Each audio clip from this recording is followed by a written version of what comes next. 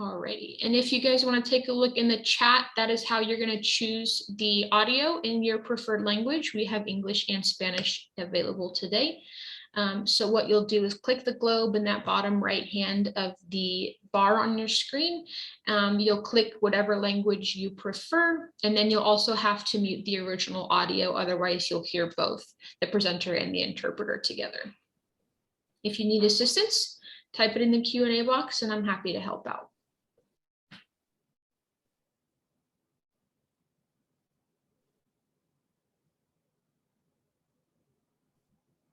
I'll give it a few more minutes here.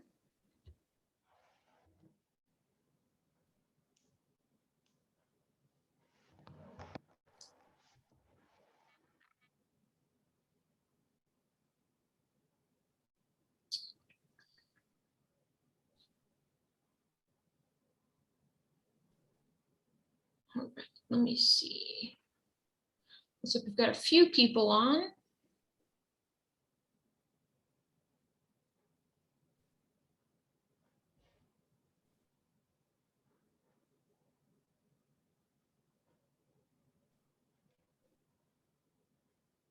All right. Thanks for being patient, guys. Just another minute or two. Allison, can you hear me still? I can hear you. Should I go ahead and share my screen now? You are more than welcome to, or we can do that right after I do the intro so that when we're editing the recording, there's a solid kind of start and stop. Okay.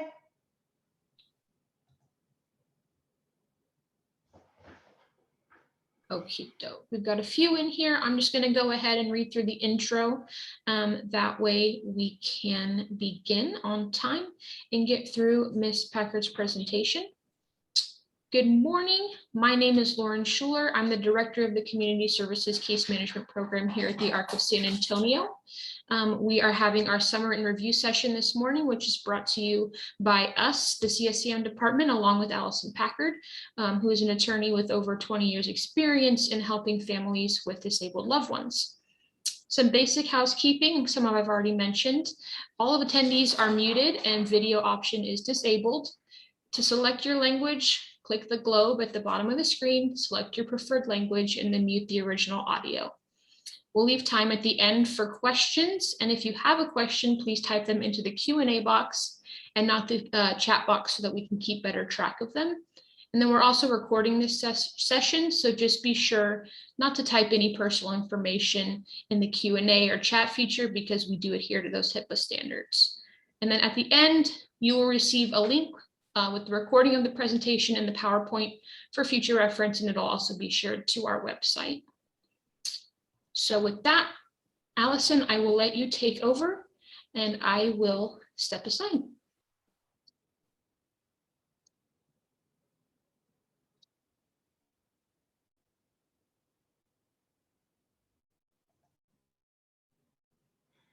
Great. Good morning, everyone. I'm just going to share my screen now.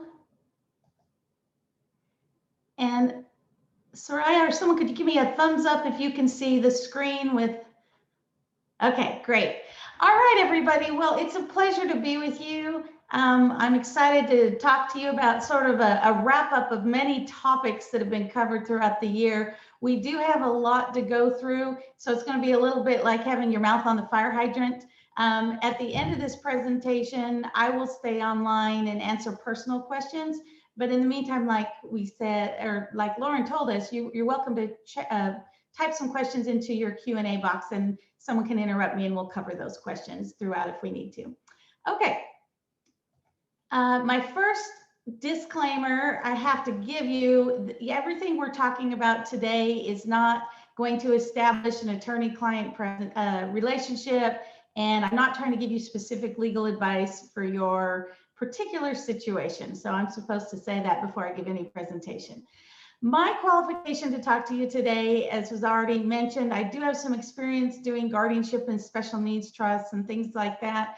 But my main experience comes from being a mom of a daughter with pretty significant special needs.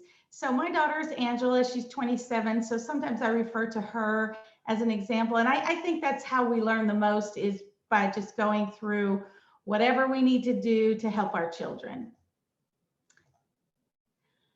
we're going to start out talking about the transition period and the determination as to whether or not we need guardianship for our children, or there's an alternative to guardianship to help us keep parenting and taking care of our kids the way we need to.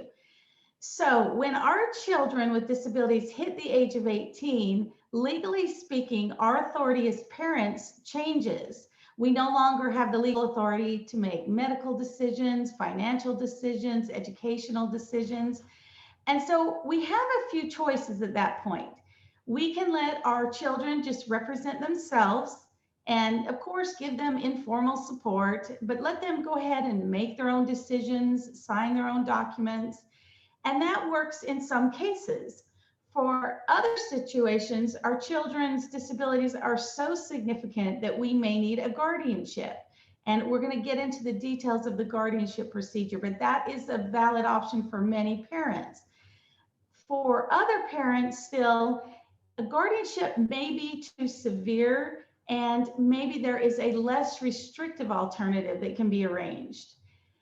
Guardianship, if we go with the guardianship option, what that is it's a court determination of incapacity, and the court also determines the need for a guardian. So this is a very complex procedure. It's not something where you just sign a paper. You are involved with the local court system.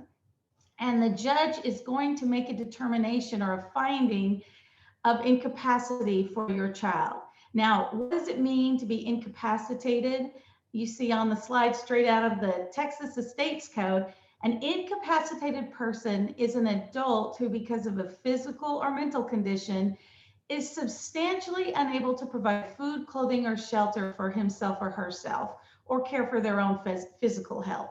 So that is the definition. Now, when a lot of us look at that definition, we might think, oh yes, that's my child. My child's definitely incapacitated when I read that definition. But in a guardianship proceeding, it's not enough for a parent to just say, my child's incapacitated. We need medical evidence of that incapacity. And so that incapacity medical evidence comes in the form of a certificate of medical examination.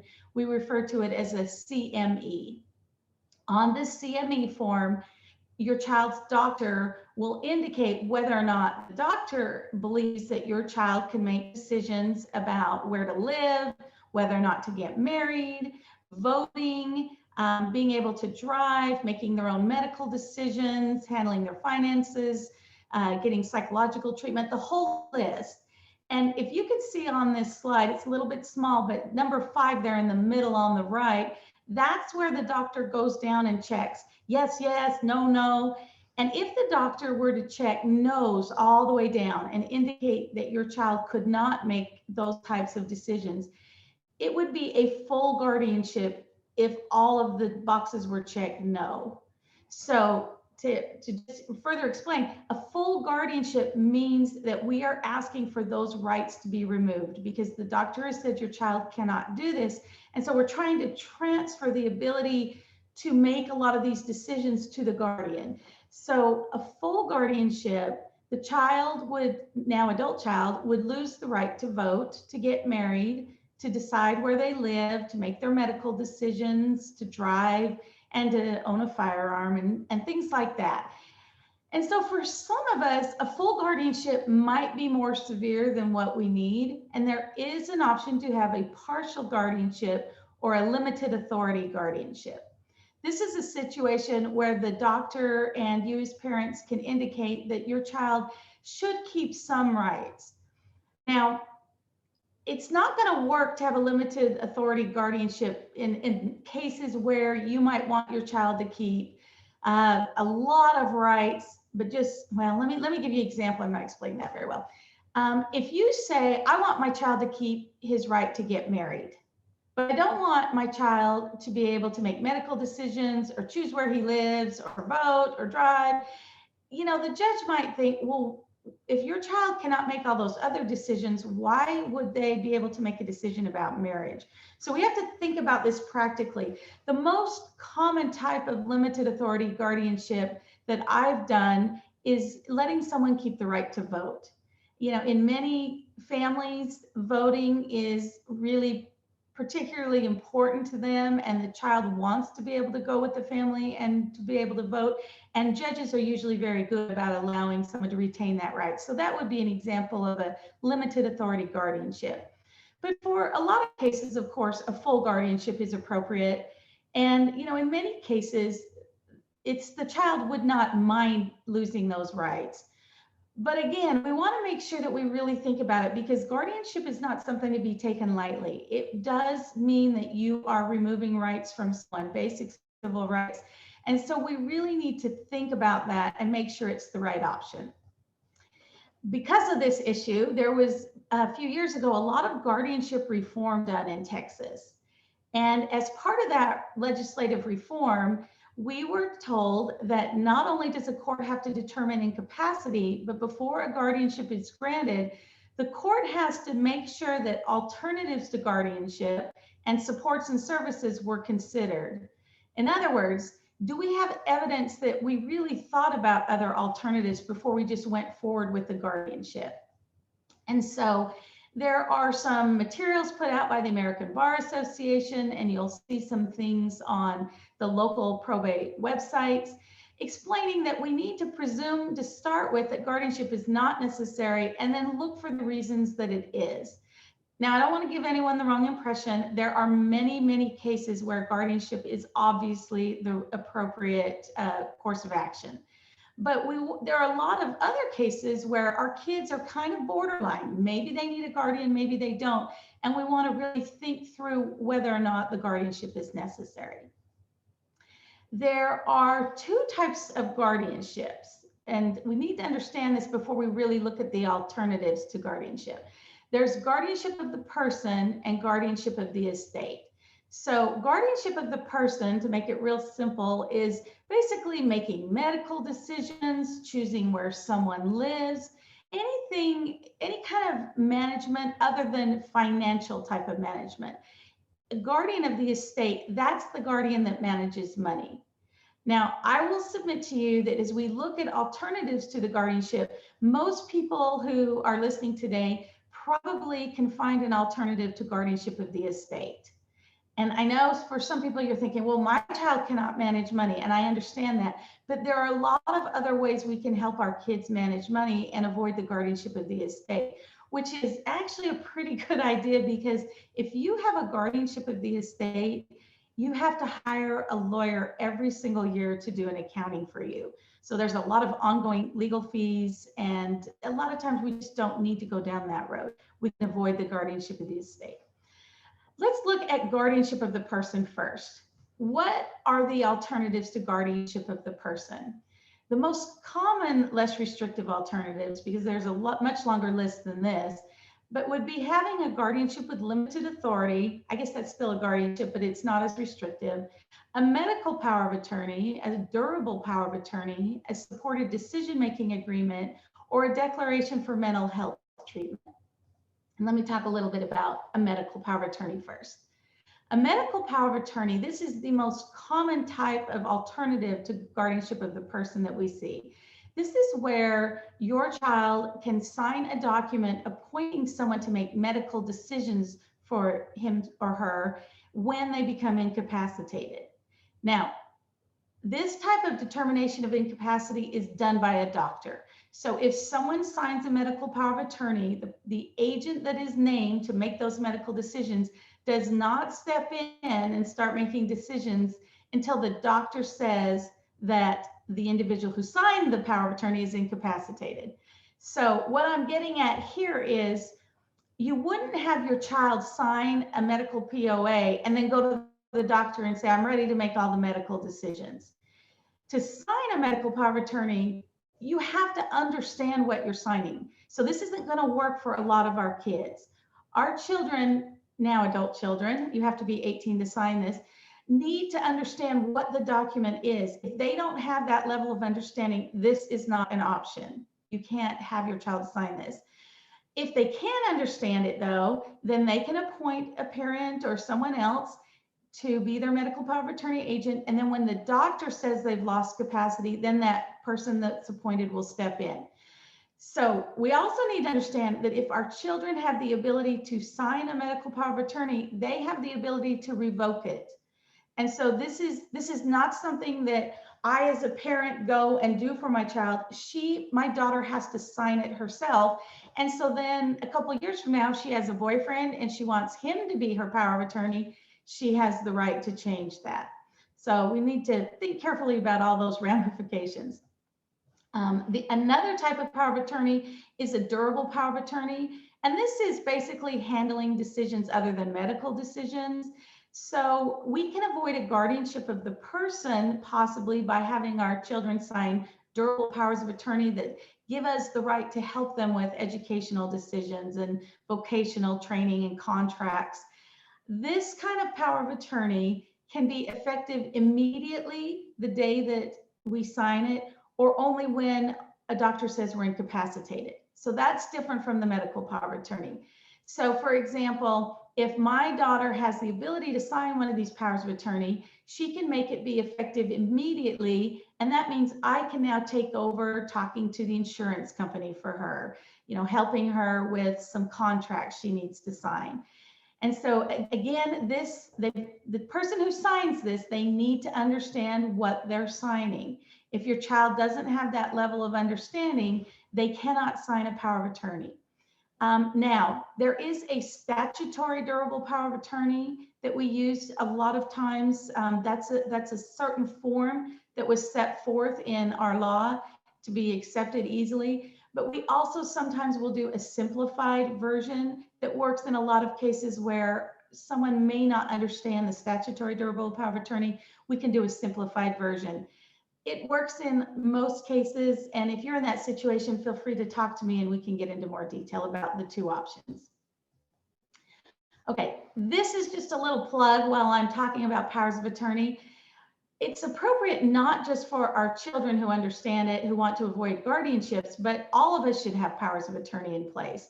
Because if I become incapacitated, I'm in a bad car accident, or I have dementia or something, if I don't have a power of attorney in place, then I may end up needing a guardianship for myself. So it works to avoid a guardianship for me as well. So think about your aging parents. Do they have powers of attorney in place? And think about your college kids.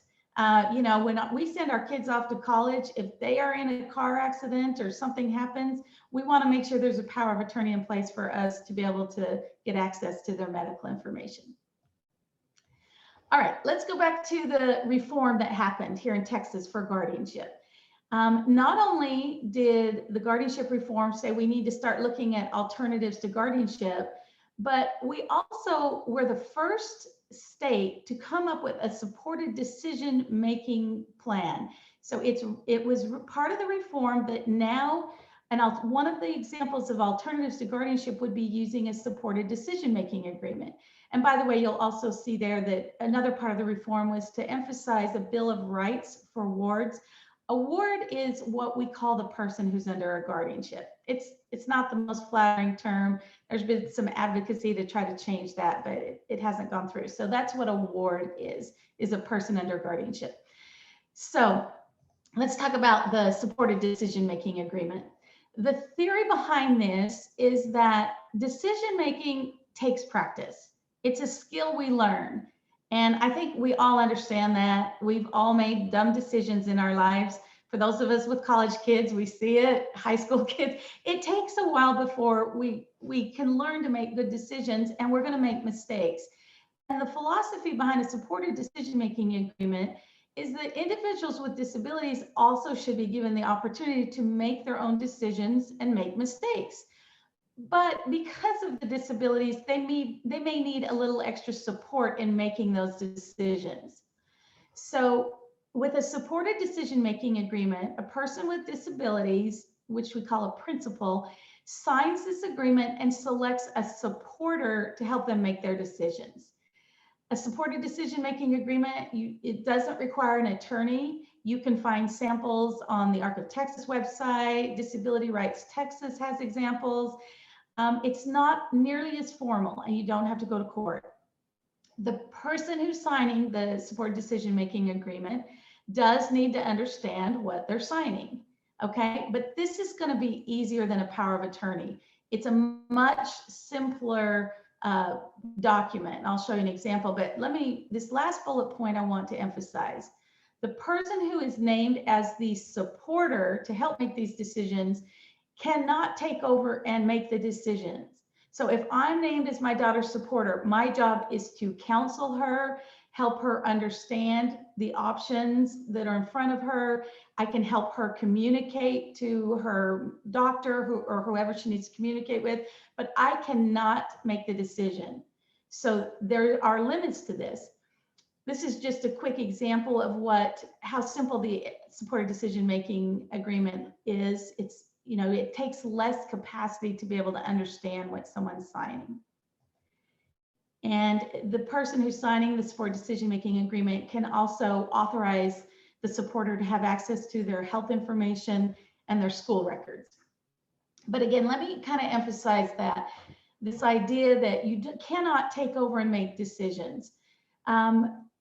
In a lot of cases, a supported decision-making agreement might be helpful, but if my child has just a supported decision-making agreement and she needs a major surgery, or say she's in a very bad car accident, my supported decision-making agreement will not let me consent to surgery on her behalf once she's an adult.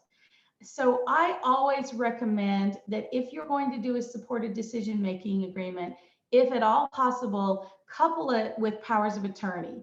In other words, you could have a supported decision-making agreement in place that says, I'm making my own decisions, but if a doctor says I'm incapacitated, I have someone to take over and make decisions at that point. Now, for some people, if they are able to understand a power of attorney, maybe it's easier to just make a power of attorney effective immediately rather than using a supported decision-making agreement and a power of attorney that's effective only upon incapacity. If that didn't make sense, feel free to talk to me. We don't want to just rely on the supported decision-making agreement because we want to have some means to step in and make decisions for our children if necessary. Okay, who can enter into a supported decision-making agreement? This is for anyone over the age of 18 who has a physical or mental impairment that substantially limits some life activity. And as I mentioned before, the required level of capacity is not well defined. Supported decision-making agreements are pretty new. They've only been around for a few years, but it is definitely easier to understand this than understand a power of attorney. And just to remind everyone, if you are aware of someone who has signed a supported decision-making agreement and you think there's some type of abuse or neglect or exploitation, we need to get that reported. And so that is included in every supported decision-making agreement, this requirement to make sure that it's an appropriate supported decision-making agreement. Okay, let's move on to alternatives to guardianship of the estate. Alternatives to guardianship of the estate will also include a supported decision-making agreement. And that would just mean that the person signing it says, yes, help me manage my money. It would also include the durable power of attorney. Remember, we said the medical power of attorney is just medical decisions, but the durable power of attorney, of course, could have something written in there to say, let my agent help me with my bank account, help me with all financial matters. And so by having a power of attorney that can take over, that could possibly avoid a guardianship of the estate. One of the most common ways to avoid a guardianship of the estate for parents like you and me would be having our children's in the Social Security system, having us be appointed as representative payees to manage their Social Security benefits. So for example, my daughter receives SSI. I am appointed as her representative payee. What that means is I am able to open a bank account, Alison Packard for Angela Packard. So the money is for her, it's her SSI, but I'm able to manage it as her representative payee. As the rep payee, we call it, I can talk to Social Security Administration about almost everything. There are a few things where they will need her signature and she'll need to be involved. But for the most part, I can handle SSI for her. When she begins to receive SSDI one day, I can also continue to manage that. So this is a great way to avoid guardianship of the estate. What we do is we tell the judge, yes, this person's receiving SSI or SSDI, but we have a representative payee in place who can manage that money. So we don't need a guardianship of the estate. If you have questions about that, feel free to reach out to me. It's something that's pretty easy to get set up with the Social Security Administration. Another very, very common and important way to avoid a guardianship of the estate is to have a trust in place for your child. A trust it's a legal arrangement that separates the legal ownership of the property, the money, the house, whatever it is, separates the legal ownership from the beneficial ownership. And so what that means is, I have a trust for my daughter. Someone will manage the money as trustee. They'll hold title to the property, and they'll manage it for the benefit of my daughter, who is the beneficiary. So if I have a special needs trust, I can be the trustee managing money, but all of the money needs to be spent on my daughter. Or if I have a special needs trust where the house is owned by the trust, then I can pay the property taxes, I can make sure the roof is fixed, I can charge rent, sell the house, but any income, and when the house is sold, that would all go to the special needs trust. So this is an excellent planning technique, and it would avoid a guardianship of the estate, because now we tell the judge, yes, this person inherited something from their parents, but it is all being managed by a trust. And let me just emphasize here, we want to be thinking of special needs trust for our kids with special needs. What's the difference between a special needs trust and a regular trust? Because there are lots of different kinds of trusts. But a special needs trust is for someone who is disabled, and because of the way it needs to be set up, that person with disabilities is not going to have a lot of access to the trust funds. It's going to be very restricted control. They won't be able to control the trustee, and they'll be dependent on the trustee to say when money can be spent. This is a good thing in most situations, because we don't want our kids who aren't good at managing money being able to be taken advantage of and have problems that way. There's a stated purpose of special needs trust to supplement, not supplant government benefits. My point there is just, you don't want to go to any attorney to have a special needs trust created. Make sure whoever you have help you with this does a lot of special needs trusts. Ask them, how often do you submit these to the Social Security Administration? Make sure that this is a regular type of practice for them, because it's very easy to mess this up. And so, be careful about that. But if the special needs trust is drafted correctly and then is administered correctly, all the funds, all of the property that's owned by the special needs trust will not count for purposes of government benefits. And we're going to get into that a little later. But in other words, you could have a trust for your child with $1 million in it, if only you had $1 million to leave to your child. But whatever amount of money, it would not upset government benefits. Your child could still continue to be eligible for SSI or Medicaid or all those types of needs-based programs. Okay, I do want to emphasize though, a trustee of a special needs trust is not a guardian.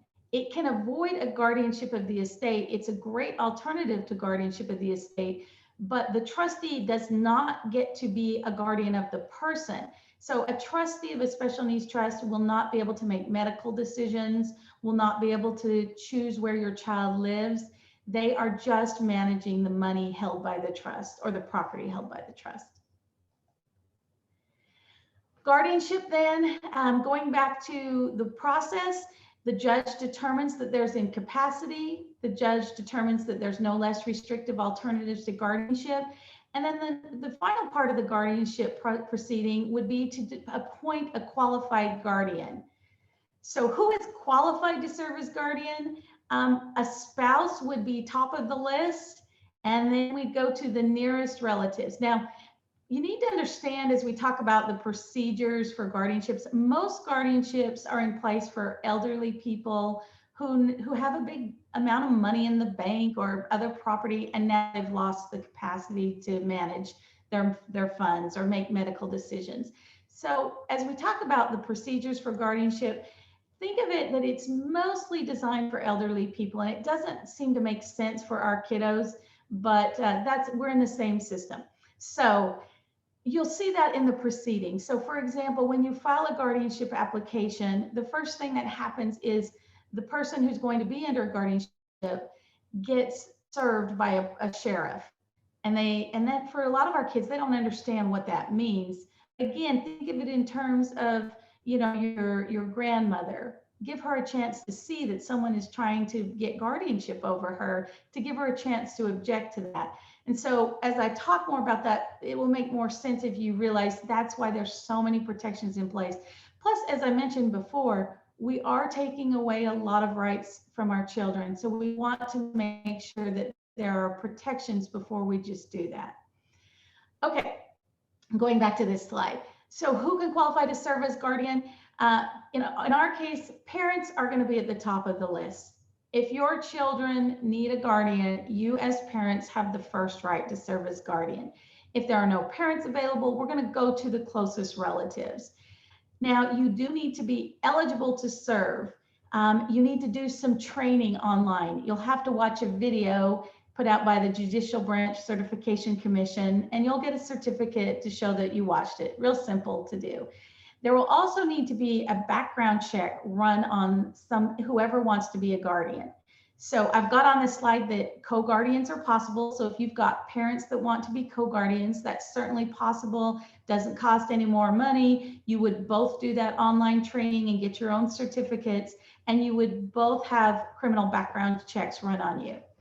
Some people can be disqualified from serving. So that would be a minor or another incapacitated person, but also anyone who has a history of notoriously bad conduct. So this unfortunately can affect some parents. If you've got a real bad criminal history, or your criminal history is such that it's concerning to the judge, maybe it is a child pornography charge or some serious continuous violence, maybe it's DUIs that have continued over many years. There are some types of criminal history issues that could disqualify you as a parent. Now, if you had a little problem back when you were 20 and now you're 50, most of the time the judge will want to talk to you about it, but it's not going to disqualify you from serving. But Alison, we had a question. Okay, go ahead. The question was, can the guardian be the trustee, or do you have to have two separate people? That is a great question. It can be the same person, but it doesn't have to be the same person. A lot of times parents are both trustees and guardians. And when the parent can no longer serve, when the parent passes away, maybe a sibling will become a guardian, but maybe a bank will become the trustee, or maybe the sibling will become the trustee. It can be the same person, but it doesn't have to be. And again, you can be a co-guardian if you are married, or if it is possible if you're divorced and you're joint managing conservators. That is much more complicated. A lot of times that doesn't work. You can also have co-trustees. So you could have two people being trustees together, and they do not need to be married. So great question. Any other questions while we're stopped? That was the only one so far. Thank you. Okay, we'll keep going. If you are appointed as a guardian, or if you think your child could possibly need a guardian down the road, it is really important that you emphasize who should be the guardian if you're not available, or when you're not available. Obviously, there's going to come a time when we all pass away, and if our children are under a guardianship, they will need a new guardian. And so what you want to do is make sure your will states who should be the guardian upon your passing. There are also separate documents that you can sign indicating who should be the guardian.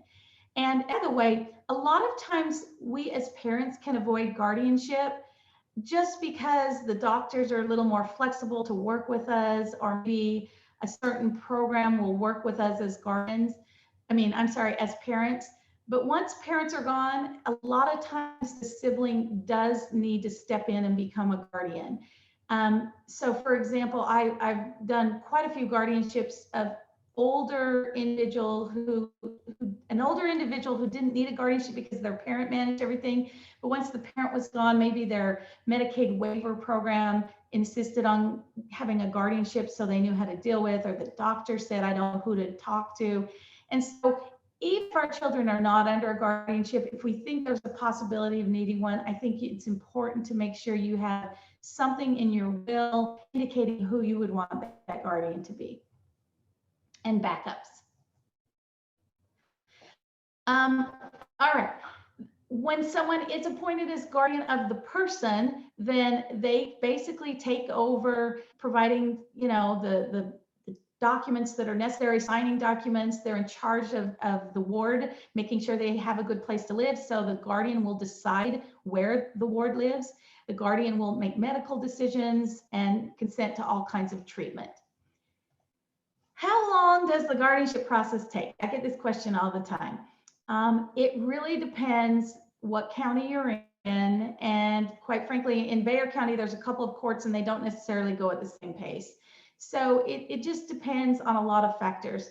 And also, you'll see there are some things that can slow it down. But generally speaking, we'll go through the steps. Generally speaking, I would say plan 2 to 4 months with the idea that it could possibly go up to 6 months. I mean, it's rare that it takes longer than that. There's probably some extenuating circumstance if it takes longer than that. I've seen guardianships get done in less than a month, but I would assume for purposes of planning that it's going to take longer. So give yourself more time. And if you're one of those fortunate people where it goes through in less than a month, that's great. You can file for guardianship up to 6 months before your child's 18th birthday.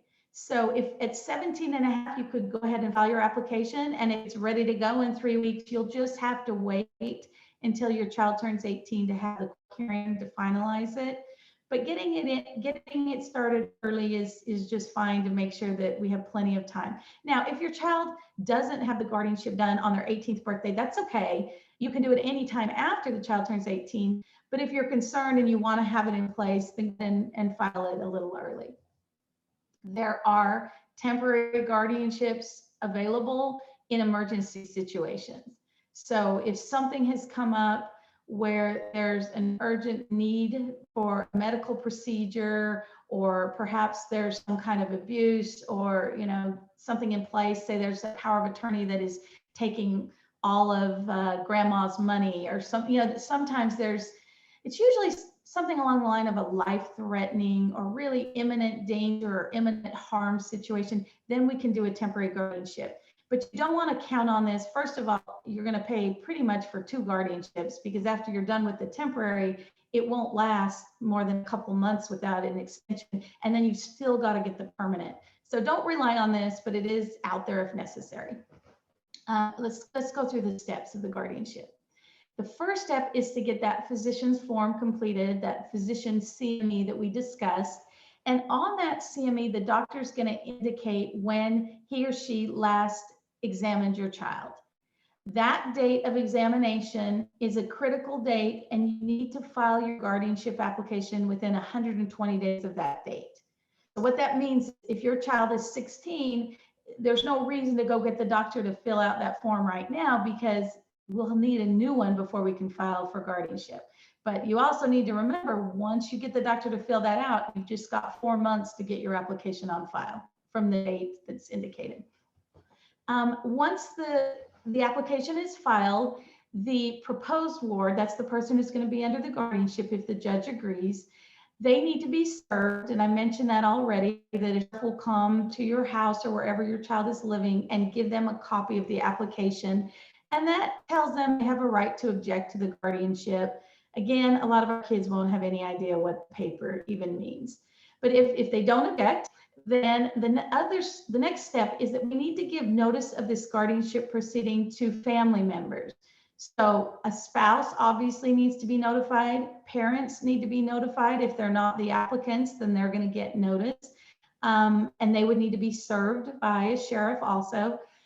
Family members, siblings, children, they also need to know what's going on. So any adult sibling needs to have notice of the guardianship, and they can actually sign a waiver if they prefer not to be served. Their service could come by certified mail, but they can also sign a waiver that states, yes, I know about the guardianship proceeding. I know my parents want to be guardian. I'm in favor of that, and I waive my right to be the guardian. But they do need to be involved, okay? So that needs to happen. And so here you see one issue that could delay the guardianship proceeding. If you are in a situation where there is a biological parent that's missing, even if they owe you a gazillion dollars in back child support and they don't want to be found, we have to give them notice of the guardianship. And can be a painful experience in these types of situations, but that can slow things down if we can't find a sibling or a half sibling or a parent. And so you just need to know that family members do need to be made aware of the guardianship proceeding. I already talked about the online training and the background checks. An attorney ad litem will also be appointed to represent your child.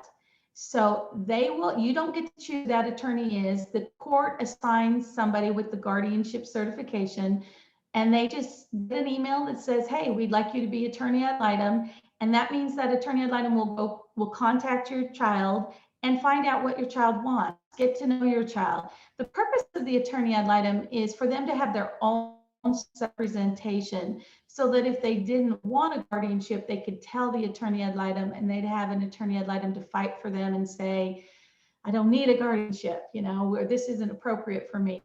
Again, this makes more sense if you think of an elderly person who may have capacity that's diminishing from dementia, but maybe they don't need a guardian yet, or maybe there's a less restrictive alternative. That's something the attorney ad litem will do, is check to see if there's something that could be done to avoid the guardianship. But for many, many cases that I work with, the attorney ad litem just needs to make the visit. It's just more a matter of checking the box that they've done their job. And then if you are in a larger county with a statutory probate court, there's 10 Texas counties with statutory probate courts, there is a court investigator that will also contact you and file a report. So in Bexar County, we do have court investigators in both of our probate courts, and we will need to get a report from that court investigator before we move to the next step, which is the hearing. And the hearing, as I mentioned, happens after your child turns 18. And at that hearing, the judge will make a finding of incapacity and a finding that we need a guardian, and then appoint you as parents or whoever's applying to be guardian. That appointment happens. After the hearing, then the parent, I keep saying parent, I'm assuming it's a parent as a guardian. Then the new guardian has to sign an oath, or the guardians sign their own oaths saying they'll be great guardians. And they also file a bond. A bond is kind of like insurance that you will continue to be an appropriate guardian. In Bexar County, we know what the bond is going to be. It's going to be $100 every year, or you can pay a one-time fee if it's just guardian of the person of $375, and then you don't keep renewing it. In some of the surrounding counties like Comal County, a lot of times the judges will waive a corporate bond and you can sign paperwork. Well, I shouldn't say, they're not waiving the bond, they're doing it as a personal surety bond. And Guadalupe County has a little bit of a different approach too. Sometimes they will let you get a surety bond with someone who will back you up, and they'll sign some paperwork. So depending on the county you're in, the bond may be handled differently, but for the most part, you can plan on a corporate bond of $100 every year, or the $375 one-time fee. Now, if you're getting guardianship of the estate, then the bond is going to be set at the amount of money that you're managing. So if I'm guardian of the estate of my daughter and she has $50,000 in an account, I'm going to be bonded for $50,000, and I'll have to pay whatever premium is necessary for that bond. Okay, let's go a little faster. So there are additional steps. It's guardianship of the estate, but I'm not going to take time to get into that since I don't think that's going to be as common for this group. Okay, Once you have guardianship letters, those are the papers, the blue papers in Baker County that say you are the guardian. You have rights to make decisions and manage everything. They will expire. They are not permanent letters. You have to renew them. You renew a guardianship of the person by filing an annual report. It is very, very simple. There are forms online. Contact me if you need a form, but you can find them. And it's just basically a report, how your child's been doing medically. Are they still living in the same place? It's, attach a picture. It's very, very simple. To turn in a guardianship of the person annual report, it costs $10 in most counties. And each new letter of guardianship, those certificates saying you're the guardian, cost $2 a letter. In most counties, some it's a little more. So we're looking at maybe $20 or so to renew your guardianship each year. So it's not a big deal. I already mentioned if you have a guardianship of the estate, that one you do need to do an annual accounting with an attorney. So even if you're a CPA, you've got to file an attorney who does these guardianship accountings. You just show the judge that your bond is current. And in some counties, you're going to have a visit from a court monitor throughout the year, but it's pretty easy to keep your guardianship letters current. But you need to take it very seriously. You can't just not turn in your report. You want to make sure that you're current and you are always you always have letters that are not expired. Now, can a guardianship be modified or terminated? What if you got a guardianship and you realize now that it was too restrictive? Well, in that case, it is possible to modify or terminate a guardianship. You can completely restore rights if the guardianship never should have been in place, or you could restore some rights. So I'll give you an example. Say that you decided that this would be a great idea for your child to get married.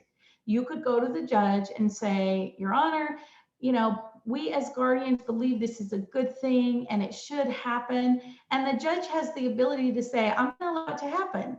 Now, the judge will probably run a criminal background check on the proposed spouse. They'll probably want to talk to all of you about the fact that if your child gets married, it's going to cut off a lot of government benefits.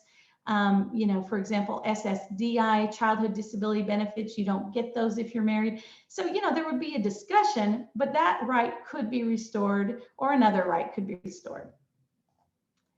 What happens to the guardianship if somebody moves? The guardianship needs to move also. The guardianship is in the county where the person with incapacities is living. So if you move to a new county, you transfer it to a new county. And if you move out of state, you need to move the guardianship out of state.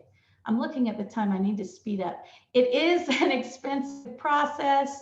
And if you have very limited means, there is a possibility that you can get your court costs waived. The court costs can be maybe up to $1,000 by the time you're paying for the filing fees and the attorney ad litem fees. They can be pretty expensive. So sometimes if you're living below the poverty range, you can get some court cost range or close to that. And that, just feel free to reach out to me and we can talk about your individual circumstances. Otherwise, these guardianship cases are pretty expensive. There are some organizations like Catholic Charities that do them at a reasonable price. There are other attorneys in town who reduce their fees. I'm one of those. I believe in making this as simple as possible. So for a parent trying to get guardianship of their child, I do drastically reduce my fees for this type of case.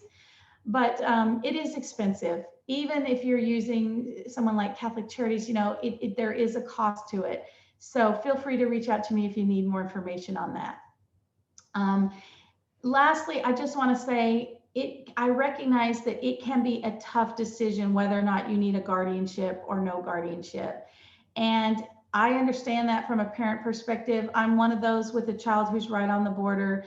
And if you just need someone to talk through the issues, you're welcome to contact me. Of course, the ARC of San Antonio is great also, but reach out to someone and just talk through the issues and And if you're really not sure, I would say hold off on the guardianship. Don't rush into it, but just understand what the options are, and then you can kind of watch it. And it might be that you don't need a guardianship right away, but down the road you do. Or maybe you get a guardianship and things are much better than you imagine and you do a restoration. Okay, that's all I have on guardianship. I'm looking at the time, I'm running a little slowly, so I'm gonna kind of go through these Medicaid waiver programs quickly, and then we'll take a quick break and we'll cover the rest of it.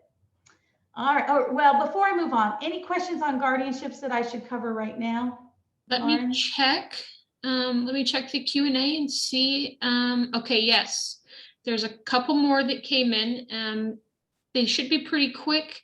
If the ward is an adopted child, is there any issue that could come from biological parents when filing for guardianship? Yeah, that's a great question. If a child is adopted, though, that biological parent has terminated their rights. So an adopted child is treated just like a biological child, as long as it's a formal adoption. So no, you're not going to have a problem if you've legally adopted a child. That won't cause any problem having to deal with biological parents because their rights would have been terminated. Perfect. And then the last one is the guardianship based in the county the ward lives in, if they live in a group home, or the county the guardian lives in? Yeah, another great question. It's the county where the person under the guardianship lives. So it'd be where the group home is. That's where you need to do it. Now, there are some sometimes there's a way we can kind of adjust that, but generally speaking, just think, where is the person who needs a guardianship living, and that's the county you should be focusing on. So sometimes we do need to transfer to a new county as our children move into different group homes or something. Okay, great questions. All right, I'm going to go a little bit fast, but I'm going to try not to speak too fast for the Spanish interpretation. But let me just hit a few points on the Medicaid waiver programs, okay? And by the way, the ARC of San Antonio really is so skilled and wise in this area. So if you have questions about these Medicaid waiver programs, we all have a great resource with the ARC of San Antonio. And of course, if any of you want to reach out to me, I can certainly talk through these programs in more detail, since we're going to go pretty quickly today. But we need to understand what Medicaid is. Medicaid is a state and federal partnership. So there are some dollars that come through the federal government, but Medicaid is, generally speaking, a state-run program. So you have Medicaid care. And for most people, we think of Medicaid care, it's for acute care, seeing the doctors, going to the hospital, emergency room visits, pharmacy. That's what Medicaid typically is for most people. But a lot of our kids, the world that we live in as parents raising children with special needs, we worry about long-term services and support. We worried about attendant care in our homes. We worried about habilitation services, training our kids how to be more independent, employment services. And those type of services, first of all, they're rarely covered by a private insurance company. And they are also, when they're covered by Medicaid, generally speaking, they're covered for our kids that are in institutions. But we want to have the option of not making our children live in nursing homes or other institutions. We want to be able to access those Medicaid dollars in our own homes or in the community in group homes. And that's where Medicaid waivers come in. So, I have one more slide here. Medicaid entitlement, that's when you qualify for Medicaid and you have a right to those benefits immediately.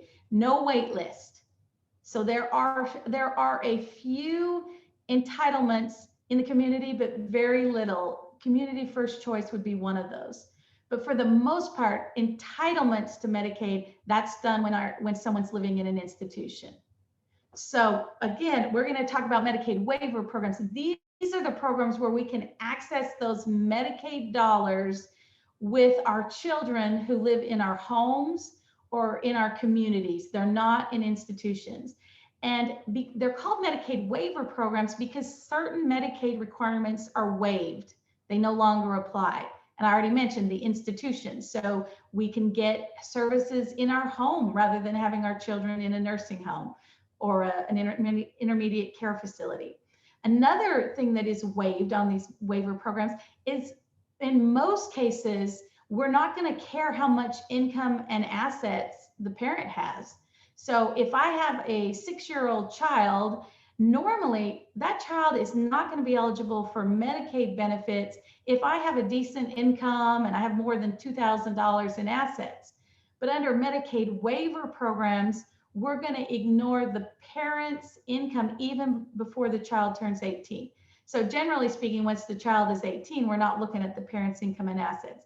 But before that, we normally would, but not so in most Medicaid waiver programs. Now, that's not every one of them, but it is the majority. Okay. How much money is funded in these Medicaid waiver programs depends on our legislature. And so we should all want to be involved to fight for more funds, because those of us who are familiar with these programs, we understand that there are very limited dollars, which means there are extremely long wait lists to get these services. For a lot of programs, it is, 12, 15, I've heard even up to 17 years now for some programs. But whatever it is, it's a long wait for most of these programs. So each program has its own rules and qualifications and funding amounts. Let me very quickly highlight some of the programs that you can look into. And again, feel free to reach out to me, reach out to the ARC of San Antonio for more detail. The Community First Choice, that's not a waiver program, that is an entitlement program. And so there's no wait list for Community First Choice. You do need to be eligible for Medicaid, and you need to qualify as needing an institutional level of care. And basically what this program is it's going to give services to help with basic activities of daily living, instrumental activities of daily living. And so that means someone could come into the home and help my child with showering, could help my child learn how to cook or prepare a meal. And again, this is a great program for many of our children while we're waiting for a more comprehensive waiver program. And there's no wait list for this one, but you do need to be eligible for Medicaid. Medically Dependent Children's Program. This is for someone who's under the age of 21. These are pretty significant medically fragile kids. And there are a lot of nursing care that can be provided in your home. You do need to be eligible well, you can see this slide. There are going to be limits on income and assets, but this is a fabulous program if you have a young child who is very medically fragile and needs a lot of nursing care, but you want to keep that child in your home. Deaf, blind, multiple disabilities. This is for someone who is both deaf and blind, and they have a third disability per doctor, okay? And they have to exhibit some kind of functional limitation. But again, this is a great program that will provide services. The wait list isn't going to be as long because this is a small population that qualifies for this program. But there are fabulous services to give respite care, provide help in the home, adaptive aids, nursing care, those kinds of things. CLASS. This is a familiar one to many of us. We're excited about CLASS. This would be for someone, typically an intellectual disability, someone who has, or a related condition. Let me mention that. It could be someone with an IQ below 70 or someone with a related condition. And I've got on this slide what that means. A related condition is a disability that originated before age 22 and affects someone's ability to function in daily life, okay? They need to be at a level of care that they qualify for a placement in an intermediate care facility, and they need to have the right limited income and resource qualification. But this is a fabulous program. I think of CLASS as being one of the best programs to provide therapies, specialized therapies, such as music therapy, recreational therapy, equine therapy, aquatic therapy, water therapy, horse therapy, those types of things, massage therapies. They're really fabulous on the therapies, and they provide lots of other services as well, respite care, dental, all kinds of services. There is a pretty lengthy wait list for this one. You need to make sure your child is on the wait list And I'll pull up those phone numbers in just a little bit. Community class, sorry, I'm looking at my own slide. Yeah, I think we've covered this. All right. Another type of waiver program is HCS. This is home and community-based services. This program is known for having fabulous support for residential care. Now, I don't want to give the wrong impression. Medicaid does not pay room and board. Medicaid pays for services to support residential placement. So the room and board is typically paid for with SSI or SSDI, but this is the program that will help us get our kids into a group home, a small home, maybe up to 4 people living there. And it provides fabulous services. Again, a very long wait list to get on this program. But to qualify for this program, you do need an intellectual disability below 70 or a diagnosis or related condition with an IQ of 75 or below. So you do have to have limited IQ, or you could also be eligible for HCS if you're eligible for nursing home placement. But so this is a little more strict, but it is a fabulous program with so many resources available. And so you want to make sure your children are on these wait lists. This slide, I've got some of the phone numbers for the surrounding counties where we are here in Bexar County and these surrounding counties. But you'll see there's a website that has a directory of all the different local intellectual development disability authority. That's what LIDA is. You can use that website to figure out who you need to contact and call and get your children on these wait lists. You do not need to be eligible for Medicaid to get on a wait list. The Medicaid eligibility will be determined when your name comes up on a wait list. So we should all be checking these wait lists, making sure our children are on them. And let me just say something else about the wait list, because I don't want to forget. There are going to be 2 separate groups of Medicaid waiver programs. So you want to contact not only your local intellectual development authority, like Alamo Local Authority or ACOG, you want to contact them, but there's also going to be a general number for some of the other waiver programs. So I've got that phone number, the other phone numbers coming up. If I forget to get that, ARC of San Antonio can certainly get that to you. I also have handouts I can send to you. Just email me, make sure your kids are on all these wait lists. Texas Home Living Waiver, this is kind of like it's similar to HCS, but it doesn't have as much funding available, but it still is a fabulous waiver, and the wait list is much shorter. Now, the eligibility is a little different from HCS. On this one, we are going to look at parents' income. So this one's a little different. Not as many people can qualify. And I know the ARC of Texas is very active in trying to get this changed. But anyway, it is a great waiver program for people who are waiting for a more comprehensive waiver, such as HCS or CLAS. Just briefly, let me mention the YES waiver, the Youth Empowerment Services. This is for someone with a qualifying mental health diagnosis who might be at risk of being placed out of their home because of their mental health needs. And these services, there's not a wait list usually.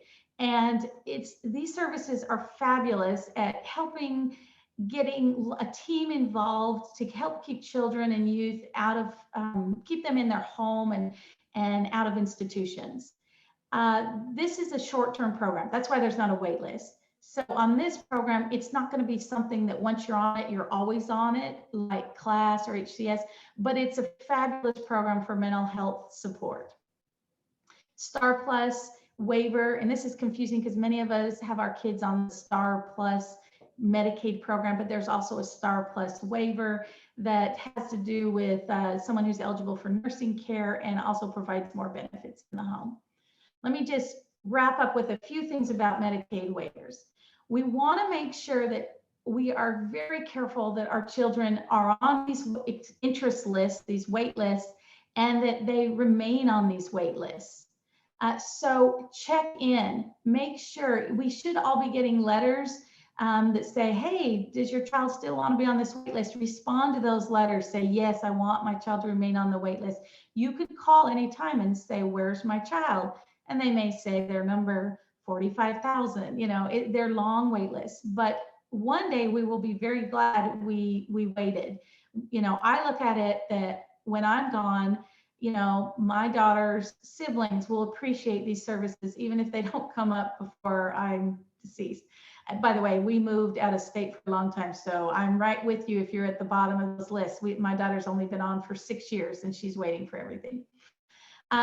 Again, emphasizing you can be on the list before you're eligible for Medicaid. Don't worry about that. It doesn't cost any money to get on the list. Just put your kids' names on the list. And then make sure you update these organizations if you move to a new address or get a new phone number. Number 6, I want to emphasize, if you are in a situation where you are desperate for Medicaid waiver support and your child has very significant needs, there is the possibility in rare circumstances for a crisis divergent slot. That basically means you can jump the wait list. So this would be a situation, for example, where single parent needs to work, child needs round-the-clock care, needs nursing care, and the parent is going to have to put them in a nursing home unless they have services that can come into their home. That would be an example of somewhere where it's a situation where we could apply for an emergency spot.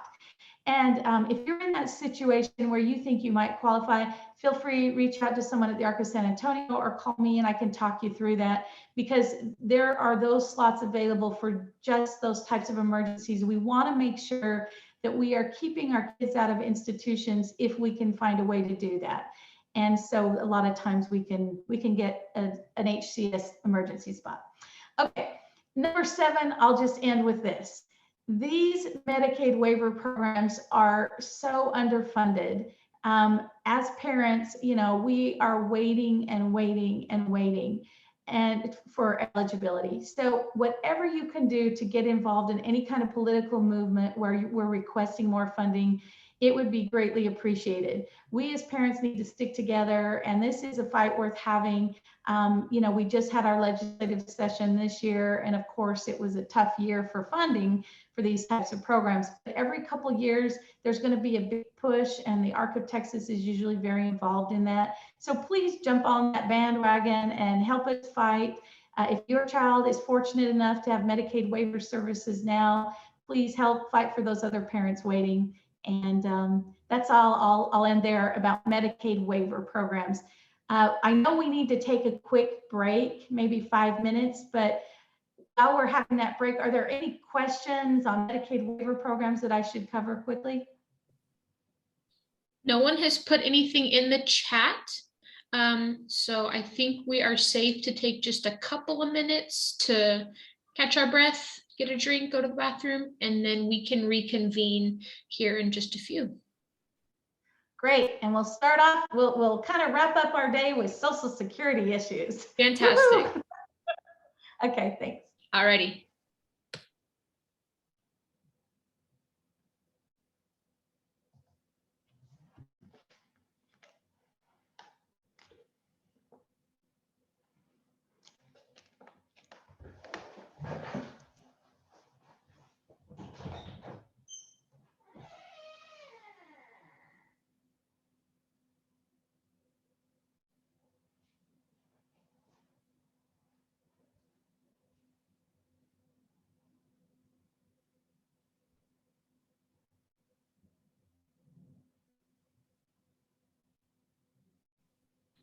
Alrighty, we will reconvene here at 10:15.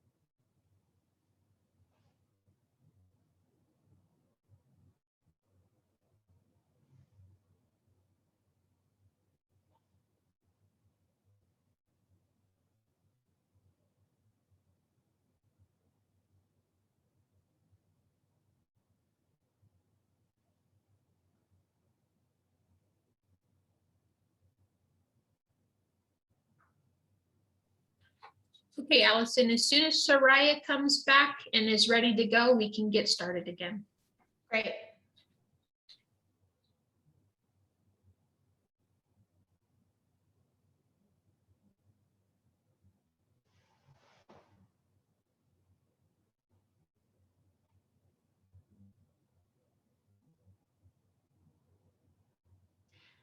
Okay.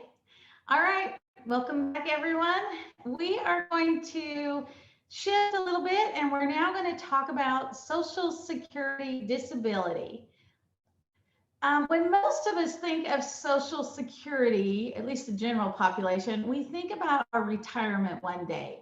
We know that we are paying FICA taxes, we're paying into a system, and one day when we retire, we're going to get a monthly payment. That payment is going to be based on the earnings that we've made over our 35 highest paid years. So my Social Security retirement is going to be much different from my husband's, because I stayed home with my daughter for about 10 years. And so, I don't have as much into the system. So we all have our individual amounts of Social Security retirement based on what we've paid into the system. It's not just how much we paid into the system, but what age we choose to take our retirement will affect our benefit amount. So I can choose to retire as early as age 62, all of us can, but we need to understand if we do that early retirement, we're going to get a lower amount in our Social Security. If we wait until our full retirement age, which for any of us born after 1960 is now age 67. If you were born before that, it might be a little earlier, but our full retirement age, that's the age when we get our full benefits. If we want to hold off on drawing our retirement until we're 70, that's when we get the maximum amount. So between our full retirement age and age 70, it will increase a little every year, but there's no reason for any of us to hold off beyond 70 because that's when we hit the maximum. If you're not sure how much you will get in Social Security retirement, you can open your own account. Go to ssa.gov, create an account, and you'll be able to see what your earnings history is, how much you've paid into the system, and how much you would be paid if you retired at age 62 versus your full retirement age versus holding off to 70. And you can also see what benefits are available to your dependents. So I encourage all of us to have an SSA Gov account to be able to track these benefits. Now, what happens if I'm paying into the system, waiting for my retirement years, and then I become disabled before I hit my retirement age? This is the disability program that we're focused on and that ends up applying to our children with disabilities. So if I become disabled, part of my payments in FICA taxes are paying for disability insurance. Basically, my disability insurance lets me get my retirement early in the form of SSDI or Social Security Disability Insurance. Now, how much I get is going to be based on how much I paid into it, what my work history is. And then once I get SSDI, after a certain waiting period, a couple years from when I'm disabled, I'm also going to qualify for Medicare. Now, this is a really important point to understand for those of us who have kids with significant special needs. My paying into the system is giving me insurance, but it is also giving insurance to my spouse potentially if my spouse doesn't have their own work record and their own insurance, which is higher. It also gives insurance to my minor children, which I have no minor children. To those of you who still have minor children, your minor children are covered as they're insured. If something were to happen to you, they would also have insurance to receive some payments. And then this third category, disabled adult children. So not only am I insured if I become disabled, but my benefits can also go to any disabled adult child. Now that benefit is referred to as childhood disability benefits. It used to be called disabled adult child benefits. And a lot of times people say DAC, same thing.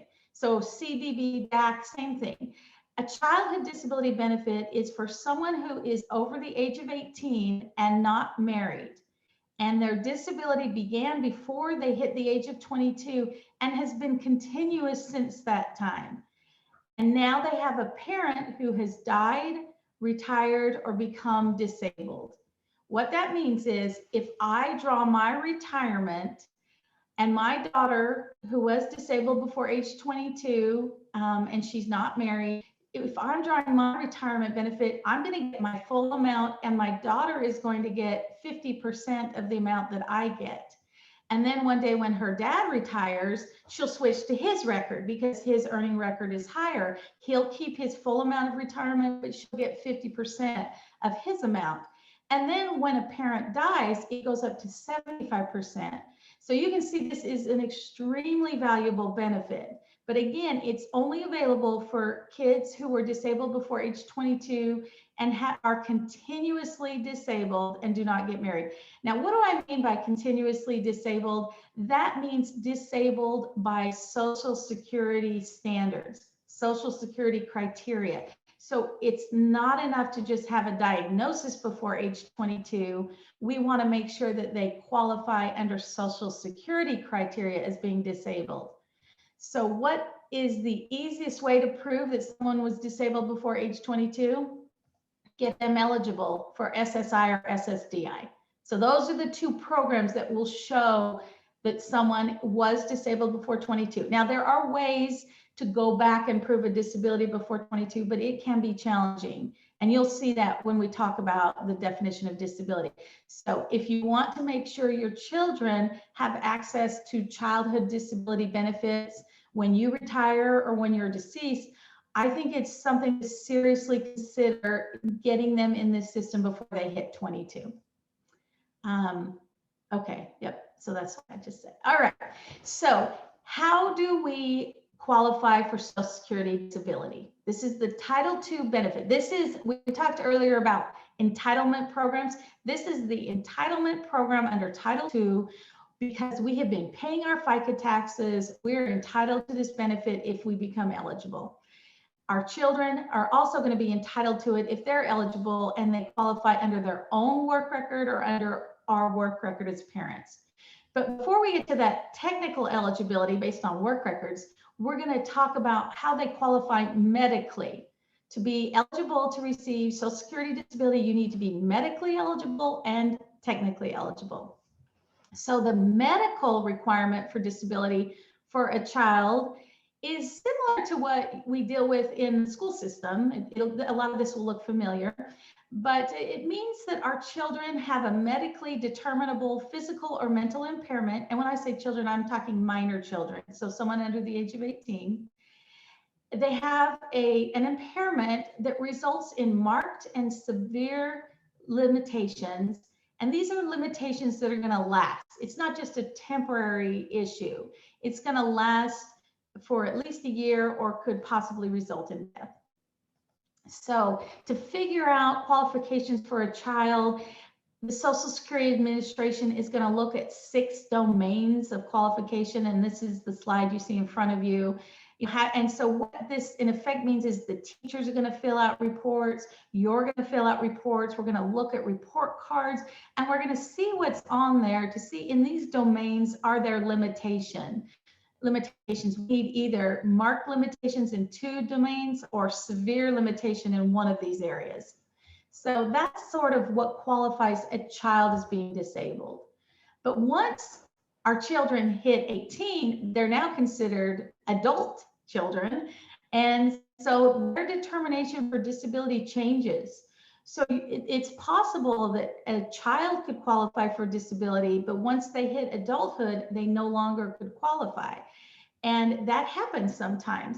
So we need to understand the definition of disability, medically speaking, for an adult. For an adult, the Social Security is going to look to see if that person is able to engage in substantial gainful activity. And that's basically work. You know, can they work?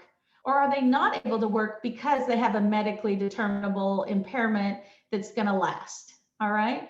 So substantial gainful activity, there's a sort of definition between each of those words. Substantial means they can work a lot. I don't want anyone to get the wrong impression. We want our kids to work. And by the way, if your kids can work full time and earn a great living, you should celebrate that. That is much better than qualifying for disability. So I hope your children can work and work a lot and excel in that area. But if your children cannot work, we don't necessarily want to make them sit at home. Well, that's almost never a good idea. So substantial refers to the amount of work.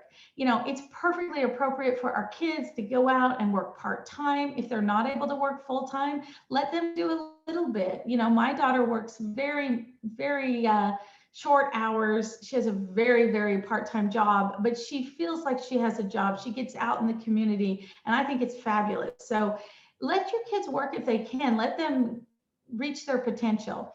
But the substantial has to do with how much they're working. If our kids are working 40 hours a week, then they may not be eligible for disability. But the key word here is gainful. How much are they earning? In 2021, someone who is earning more than $1,310 a month, that is considered working at a substantial gainful activity level, SGA level. That means if our kids are earning more than that $1,310 every month, they're not going to be considered disabled for Social Security purposes. And I understand they may have their same diagnosis they've always had, but if they can earn more than $1,310, Social Security will not consider them to be disabled. Now, there are a couple of exceptions to that, and we'll get into that if your child's able to earn that amount, but requires a lot of support to get to that amount. Sometimes we can do some adjustments. We'll get into that. And by the way, for blindness, it is higher, as you see on the screen. So there is a 5-step evaluation to determine if someone is medically eligible for disability. The first step we're going to look at is that claimant, the person trying to receive disability, are they working at an SGA level? Are they earning more than $1,310 in the month? And that amount changes every year, by the way. But if they are earning more than that, it's done. We don't move on to the next step. They just don't qualify. The next step, if they're not earning that amount every month, the next step would be looking to see if their medical condition is severe. So this is where the Social Security Administration is going to pour through medical records. And so you want to be thinking about your child's medical records. Are you, talking to the doctor about what's going on? Are they seeing enough doctors?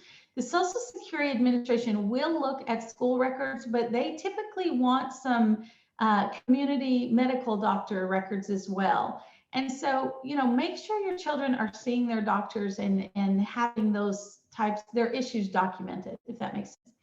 So if the medical condition is severe, the next step is looking at whether or not that condition meets or equals a listing. Now, this is a little bit complicated. What we mean by that, meeting a listing, there is something called a Social Security Blue Book. The formal title is the Disability Evaluation under Social Security, and there are medical listings for different types of disabilities. And this is something we should all be aware of. If your child has a disability, Google the SSA Blue Book and type in their different diagnoses, and you'll be able to see what Social Security is looking for to determine if your child is disabled. So, for example, my daughter has an intellectual disability. So in the Blue Book, it's referred to as intellectual disorder. And I can see right there exactly what they're looking for. They're looking to see if she has a significantly sub-average IQ, if she has deficits in her functioning, and if that manifested before age 22. If she were to have an IQ above 70, but below 75, I can get into more detail here and see that, all right, if say her IQ is 74, I can see exactly what kind of limitations Social Security is looking for and make sure I explain those limitations that are going on in her life. That is the Blue Book listing. Again, a few more examples. If your child has autism, then you want to look at the Blue Book listing for autism, and you can see exactly what kind of medical documentation they need to qualify under this listing. And you want to show these limitations and give them the medical information that they need. Down syndrome, same thing. There are certain tests that they'll want to see, certain reports. So if you go in and you find your child's diagnoses under this blue book, you'll be much more prepared to win your case for disability. Now, if it turns out that you look at that blue book and your child does not meet the listing, it does not mean they won't qualify for disability. What it means is they're not going to qualify quickly. They're not going to qualify immediately. If you meet a listing, it's going to be a quick win as far as a disability award goes. But if they don't meet a listing, it just means you go to the next step. So the next step is looking at ability to work in more detail.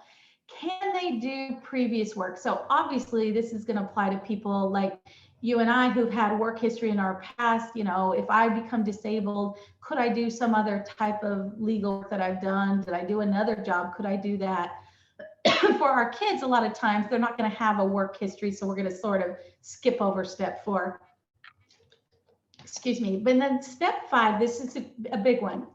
Can the person trying to get on disability do any work out in the community?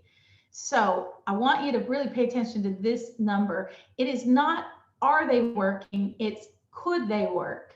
Could they take a job doing something else? And so a lot of times we have to have a hearing, and many, many cases are won at these hearings, excuse me, where we are with a judge and there's a vocational expert who suggests some jobs that our children may or not be able to do. And so a typical case may be autism, for example. Just on the records for a diagnosis of autism, it's unclear what a child's capabilities are. We can't see just by a diagnosis of autism whether someone can work or not. Excuse me. So a lot of times, if we don't have a medical documentation to show that that child can't work, we might end up in a hearing. At the Social Security hearing, that's where you could show the judge, yes, my child worked with Texas Workforce Solutions. They had a job coach. This is why it didn't work. This is what went wrong. And so a lot of cases are won on appeal. It does take a while to get to an appeal, but it is not something where you should just give up if you're denied. A lot of times if you fight it and go on to have the appeal and have a hearing with a judge, you can win your case. Excuse me. Here is a chart that just shows that this is not a quick process. Okay, I'm here in San Antonio, and in San Antonio, we're actually ranked 57, which is a decent rank on speed to get to a hearing. But from the time you ask for a hearing, we're still, this last bit of data showed 288 days to get to a hearing. So it's not a quick process, unfortunately. But I will say, if you end up appealing and you don't win your case, you're not going to have to pay an attorney. So you only pay the attorney if you win. And let me cover that quickly. Some people do not need a lawyer. If your child qualifies under that blue book listing, I would submit you probably do not need a lawyer to win your case. Some people like to have a lawyer involved. And if you win quickly, the legal fees will be very small because they take 25% of the back pay. All lawyers charge the same amount. So, but if you're much more, if you end up needing a hearing, you definitely will want a lawyer to represent you. It's very difficult to win without an attorney. I've never heard of it happening. So you'll want a lawyer to guide you through that process. I should say, it maybe has happened. I just am not aware of it. Anyway, so call me or contact another Social Security firm if you need help with your case.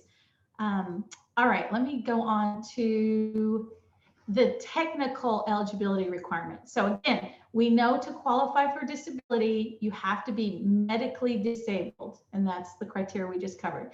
You also have to be technically eligible to get SSDI. This has to do with your work credits. This is the situation where you go into the account that you created and you see how many credits you have. If you are very young, you don't need a lot of credits to qualify for disability benefits. You know, if someone becomes disabled when they're 22, you can see on the chart they only need a year and a half worth of prior work. A year and a half worth of prior work. If someone is over 62, though, they need about 10 years. So it depends on your age as to how many credits you need. Now, for our children, a lot of times they're not going to have work credits because they weren't able to work. And for many of us, we may not have work credits because we stayed home taking care of our kids, or maybe we're teachers and we don't participate in the Social Security system here in Texas. For whatever reason, there's a chance that our kids or we individually don't have the work credits. If that's the case, then the first thing that will happen is a letter will come from the Social Security Administration saying that the case is denied. This is what's called a technical denial, but a lot of people get all panicked when they read this letter. But if you look at it carefully, it's just a denial for the SSDI because you don't have enough work credits. So if that happens, the next step is, if you don't qualify for SSDI, the next step is you go to the Supplemental Security Income Program. This is the needs-based program under Title 16. So we're moving away from those entitlement programs. Now we're going to, which in effect is a welfare program, the needs-based program. And so SSI, or Supplemental Security Income, is a program that's set up to make sure that individuals with disabilities have basic means to pay for their food and shelter. They get a certain amount of money so that nobody is going without the basics to have shelter and food.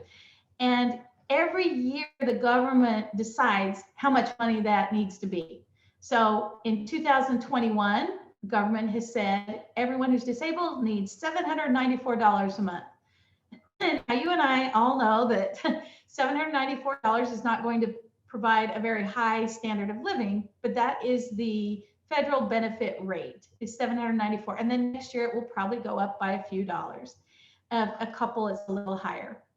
So to qualify for SSI as opposed to the SSDI under those work credits, now for the welfare program SSI, you have to also be medically disabled, and this is just like SSDI.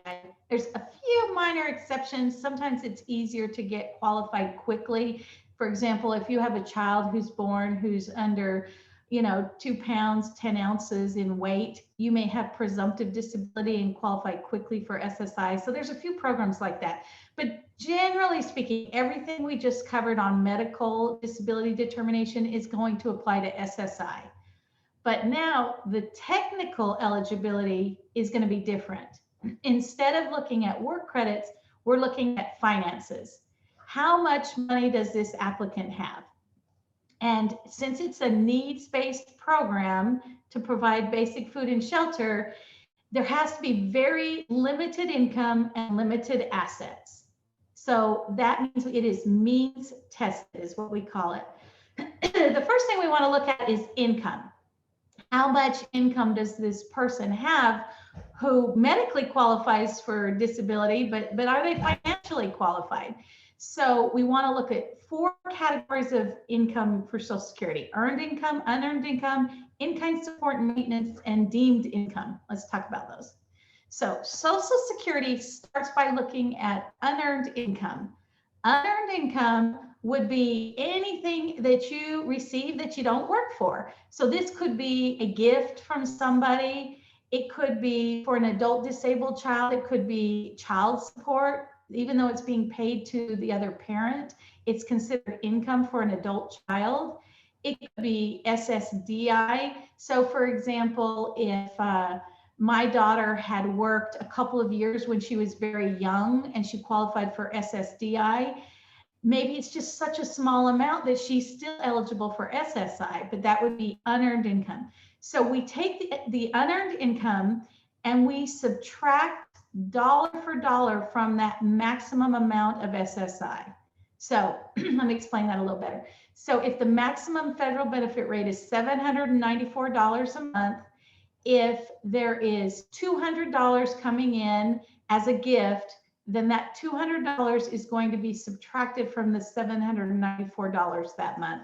And instead of getting $794, the individual will only get $594.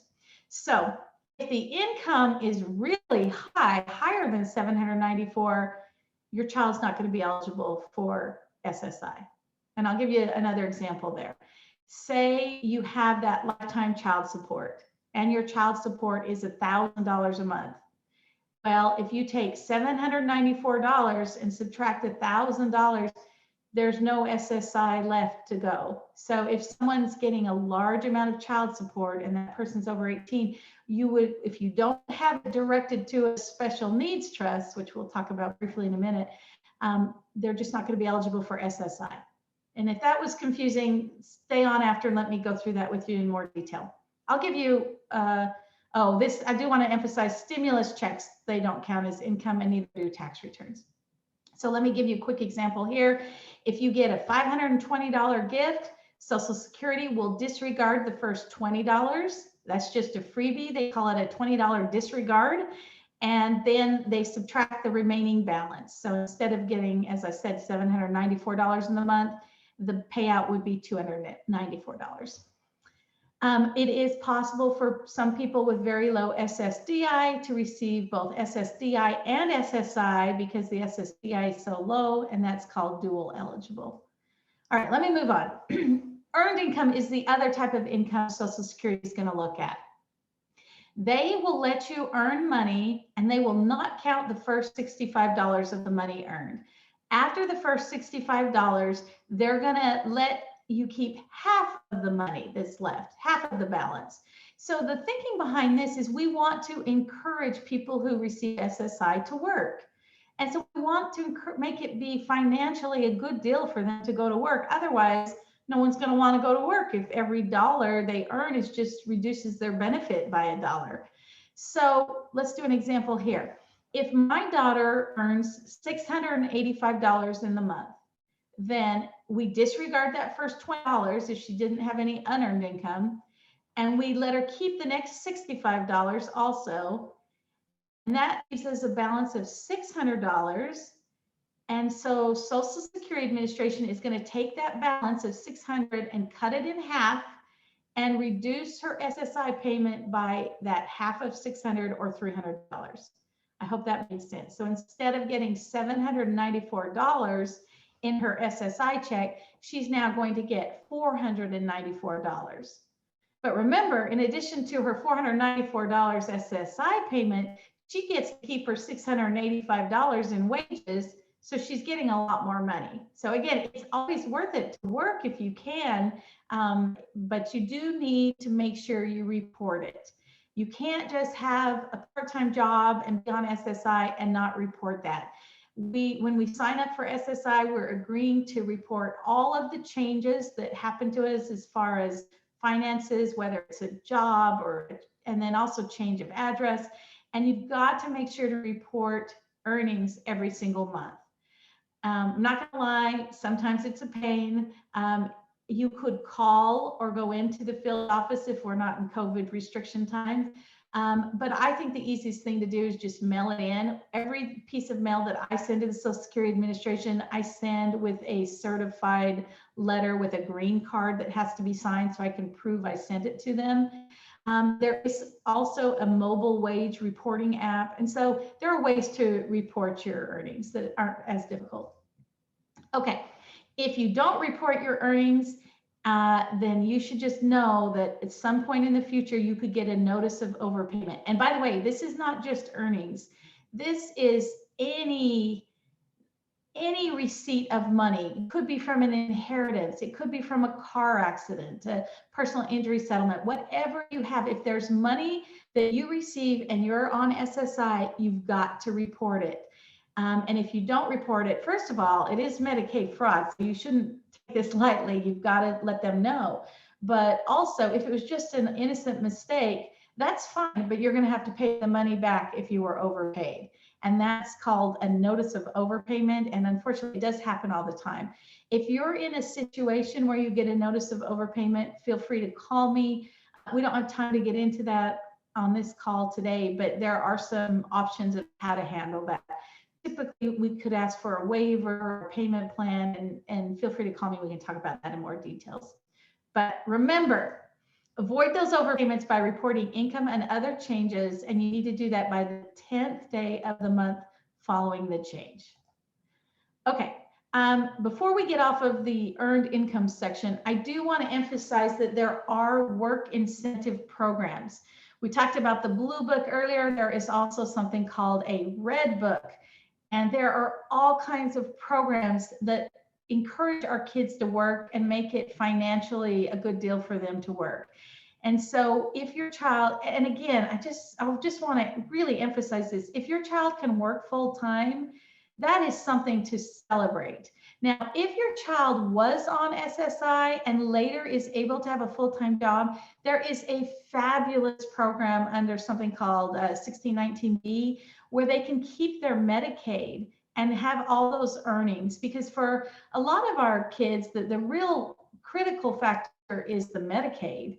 You know, my daughter has very, very significant health issues, and it's a great comfort to know that Medicaid is there to back up, you know, her private health insurance and to make sure that, you know, she's going to get the care she needs.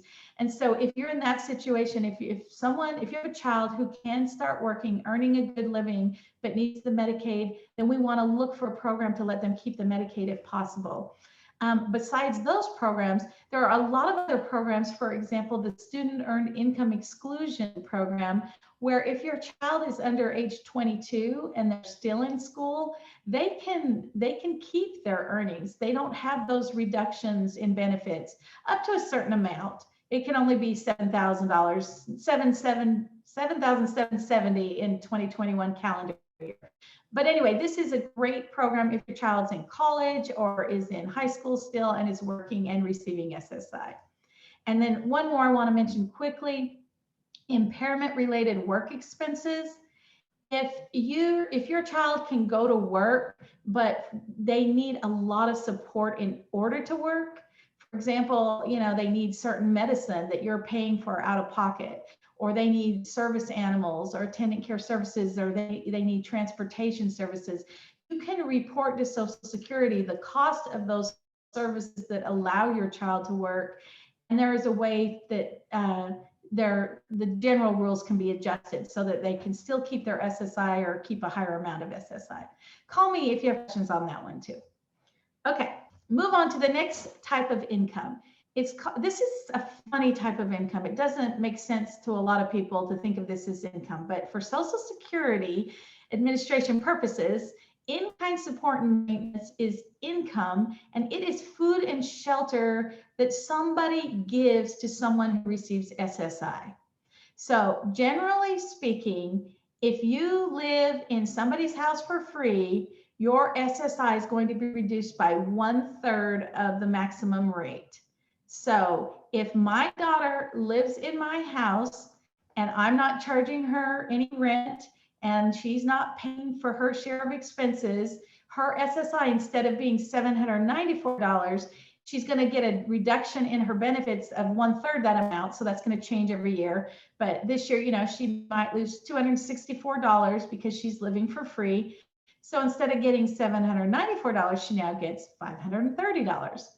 So it's a slight variation if someone's living in a parent's house for free versus having a special needs trust pay for the housing.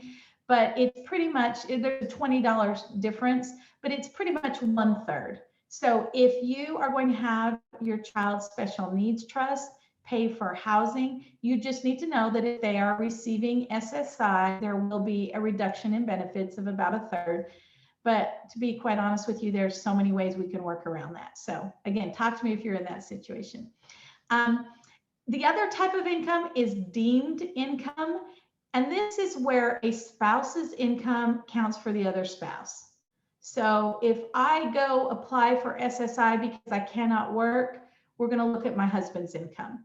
And if it's too high, I'm not going to qualify for SSI. Hopefully, I've got enough work credits to qualify for SSDI, but I'm not going to get the welfare program SSI if my spouse has high earnings. And that is something to think about as we, you know, talk to our kids who have significant disabilities and they contemplate marriage. You know, understand that the spouse's income may cut off their SSI. Now, if there are higher limits, and if two people who are disabled are married, then you know, it's not, there's more available income to still keep qualified. I don't know if that made sense. Okay, let me keep going. For most of us, the biggie that we need to talk about is parent income. if my child is applying for SSI and she is under the age of 18, my income counts for her.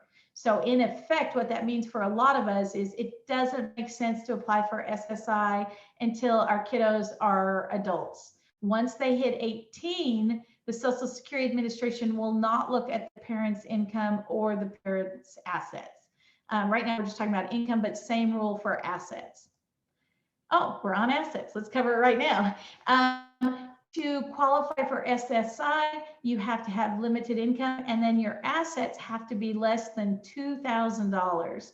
That's in total assets. Social Security calls those resources. So a resource is anything that can be converted to cash, unless it's excluded by law. So for example, if your child has a trust fund and they have the ability to convert that to cash, it is a resource for them. If there is a whole life insurance policy and they have the ability to go convert that to cash, it's a resource for them. So anything that you can convert to cash is a resource, and that means bank accounts, everything has to be totaled under $2,000. That resource limit is measured on the first day of every month. And so that means that it's not just when you apply, but every single month you have to remain eligible. So for example, if my daughter who receives SSI were to get an inheritance from her grandma, and her grandma didn't know to give it to a special needs trust, so her grandma left her $20,000. Well, if that was just sitting in Angela's bank account, that would be income in the month that she got the inheritance. And so she'd be ineligible for SSI that month. And then the next month, it becomes a resource. So as long as that bank account is over 2,000, she is ineligible for SSI. And so again, you want to report these kinds of things right away so you can get them fixed. Get the money in a special needs trust, spend it down, because otherwise Social Security will give you a letter down the road that said you were overpaid all those months when you got benefits and they want the money back. Okay, we mentioned that there are some exceptions. These are the resource exclusions. We're not going to count the first $2,000 or $3,000 if it's a married couple.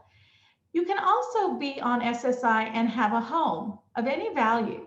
So it is possible to have a home in your name and get SSI, but remember, if that home is sold, that money will disqualify you. So at that point, you either need to get a new home quickly or move that money to a special needs trust. But at that point, we're going to get into special needs trust a little more. Once the income is owned by the person with disabilities, the only kind of special needs trust they can use is one with a Medicaid payback on. We'll talk about that in more detail in a minute. Other exclusions, you can have a car of any value, you can have all your furniture, computers and couches and refrigerators, that doesn't count. You can see these other exceptions, life insurance policies with face values under $1,500. You can keep your back pay for SSI, retroactive payments for SSI or SSDI for 9 months before it counts. And then the big exceptions are special needs trusts and ABLE accounts. This is something we as parents should be very aware of. A special needs trust is a trust for the benefit of an individual with disabilities, and it does not, any amount of money in that trust will not count as their money. In other words, it does not disqualify them for government benefits. An ABLE account is similar in the sense that it is also whatever money is owned or included in that ABLE account, it will not count as the beneficiary's money. So an ABLE account is a tax advantage savings account for someone who is disabled before age 26. A special needs trust, you don't need to have been disabled before 26. You could become disabled at a later age. But for the ABLE account, the way the law currently stands, you have to have been disabled before age 26. There are some proposals to make that become a later age, but right now that's where we are. There are two types of special needs trusts. I just mentioned this a minute ago: a first-party special needs trust and a third-party special needs trust. A first-party special needs trust is funded with assets that belong to the person with disabilities. A third-party special needs trust is funded with assets that belong to somebody else. And the big difference here to remember is if you need a first-party special needs trust, then when the beneficiary of the trust dies, so if the trust is for my daughter, when Angela dies, whatever money is left in that trust has to pay back Medicaid. And it will pay back all the states where she received benefits over her entire lifetime. So we try to avoid first party special needs trusts if we can, but sometimes we have no choice. We have to use a first party trust. A third party trust is different.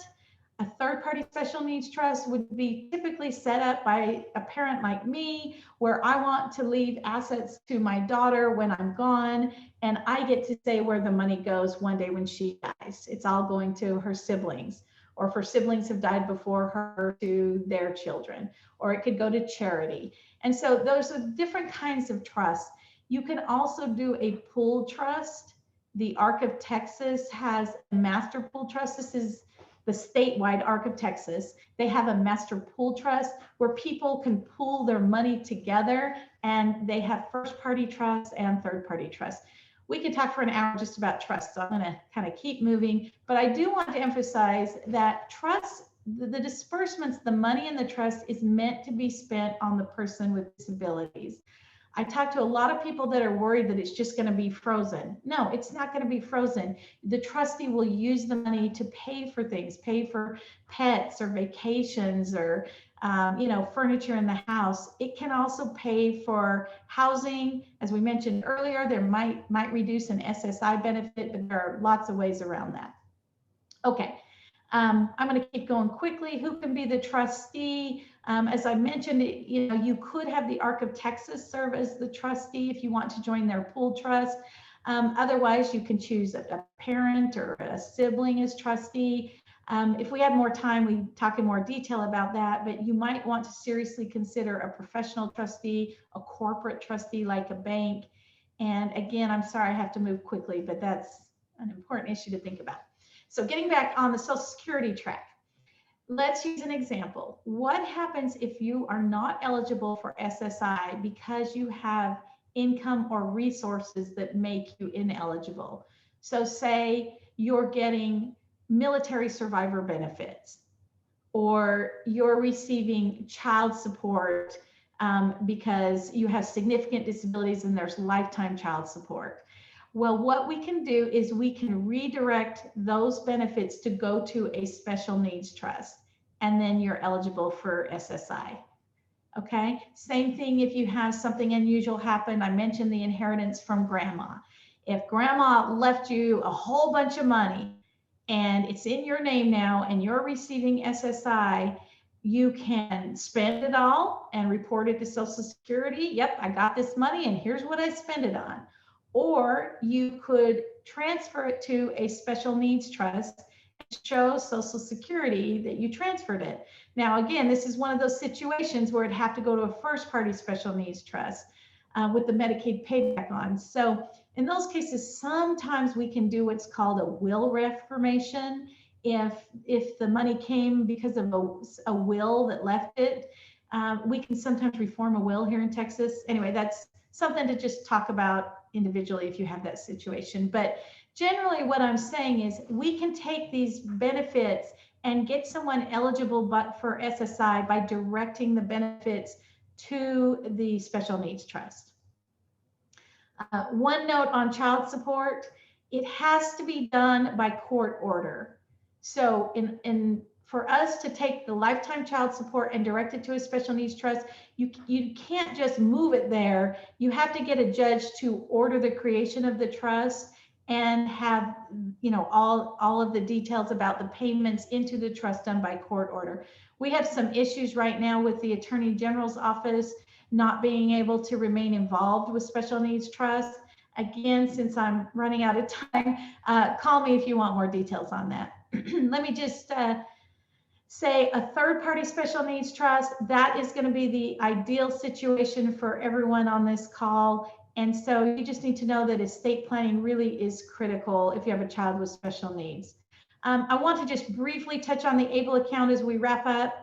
The ABLE account is similar to a special needs trust in as much as money in an ABLE account will not be considered a resource for someone with disabilities.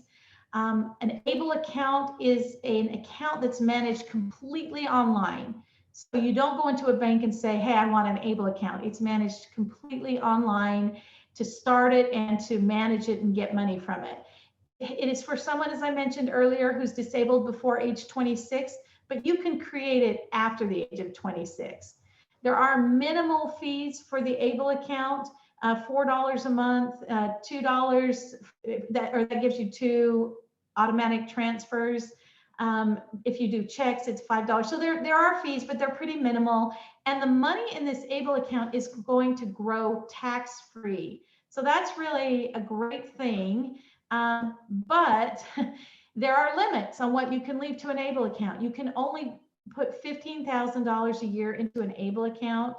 If the person who's disabled is working, they can add a little more in their own wage earnings. There are limits before you're disqualified for SSI, but that limit is super high. It's $100,000 that can be in an ABLE account before someone is disqualified for SSI. And it's even a higher amount, more like $500,000 if you're only on Medicaid. But why does anybody want that much money in an ABLE account? You don't. It makes no sense because an ABLE account also has a Medicaid payback on it. So when somebody dies with an ABLE account, Medicaid is going to take the remaining money in that fund from the time the account was opened. So this is not a replacement for a third-party special needs trust.